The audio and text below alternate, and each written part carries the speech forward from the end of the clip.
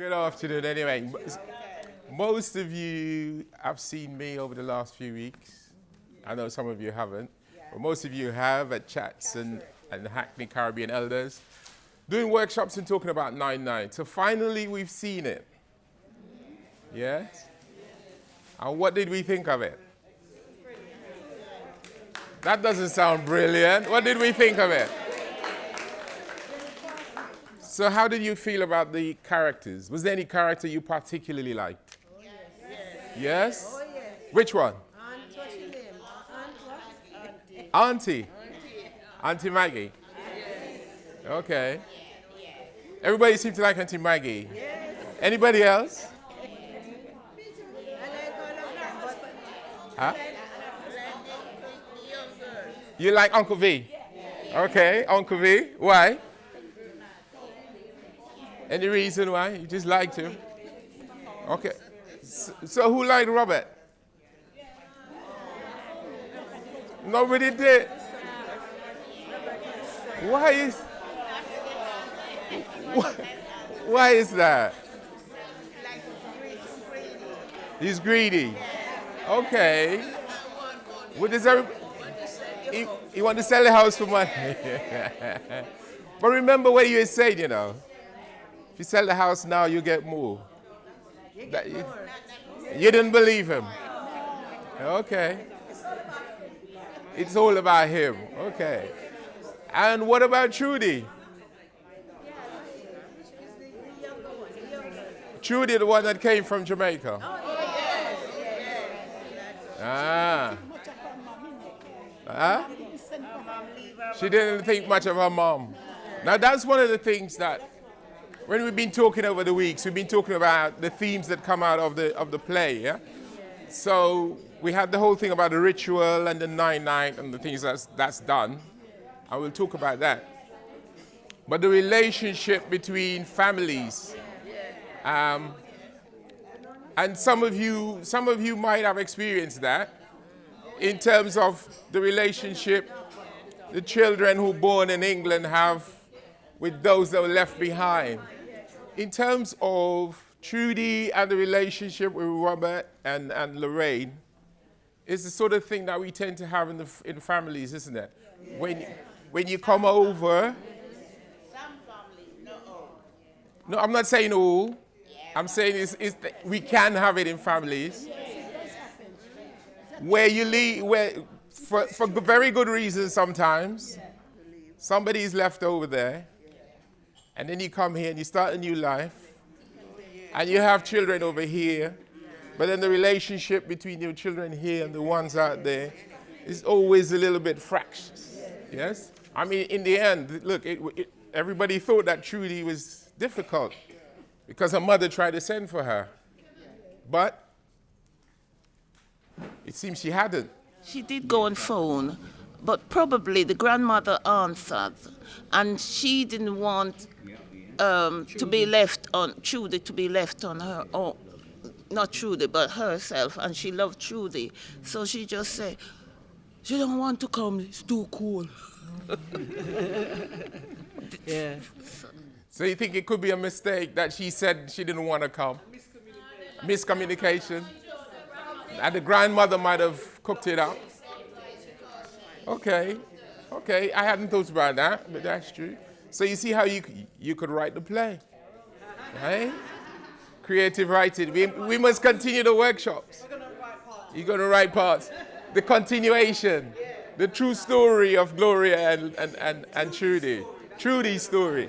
But I know people who've been through that kind of experience. And they hang on to their grandparents because they don't know much about their mum, or they think their mum didn't want them, whereas she probably did want them, you know. And the grandparents sometimes do not tell the children, you know, when they write letters, they hide them and they tell them all kind of things because they don't want the children to leave them alone.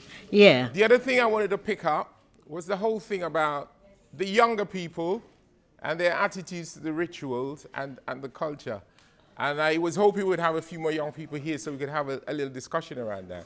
In terms of how you feel the culture that you've come with from home and how it's changing in England as it stands now, as opposed to when you were home? How do you feel the young ones now are responding to the culture? Robert, more or less, he would represent a lot of the younger people now who more or less can't even wait for their parents or whoever to be buried, and then they want it all. They want it sorted. You know, I want half of the house, I want the jewellery, I want the this. And before, wasn't like that at all. Right. You wouldn't dare. Yeah. Because we would sit back. Yes, no, you gave it time. You would always you give gave it it time. time. But the younger ones now, all you're hearing is they're arguing before they're even buried. And, yeah. But then, if we're looking at it on the other side, Yeah. they're growing up in a different environment. They're growing up They in an are. environment where They you look are. after yourself because More than nobody else will. respecting. Yes, yeah. So if you don't, yeah. somebody else might will take take what over. you may be entitled to. Yeah, true. So true. Robert is saying, let's do this now before. Okay, and in terms of the young people and the whole process of getting the duppy out of the house, the whole thing about that was that you were disorientating the spirit so you move on. So what they're saying is that if you leave the spirit, if you leave everything as it was when they passed, then they will recognize the seed. If you move things around, you'll disorientate the spirit, and they're more likely to move on. Yeah, what I know about the traveling is when the person asks for something, ice cream, and you have to go and buy it, because then you know that they're traveling, so it's always food. The last thing they do is to have food to eat, because that's what they want. If they want soup, Right, so you they get want- it. They want their favorite food. Whatever it is, it's not necessarily their favorite, but whatever. When you know the person is traveling, that's what they use, traveling, so they're dying. They're changing from life to death. Yeah. So The you thing about know. traveling is transition. Yeah. So when you're in transition and they start talking about people who've passed before. Yeah, or yes. So it was. So we have all the complications of family life going on. The child from over there coming, the children here with their own ways about how they do things. Lorraine doing everything. And Robert looking to manage everything. And then it's opening up because now Robert has got a white girlfriend. So we're bringing in the element of interracial relationship into what's already an interesting family dynamic.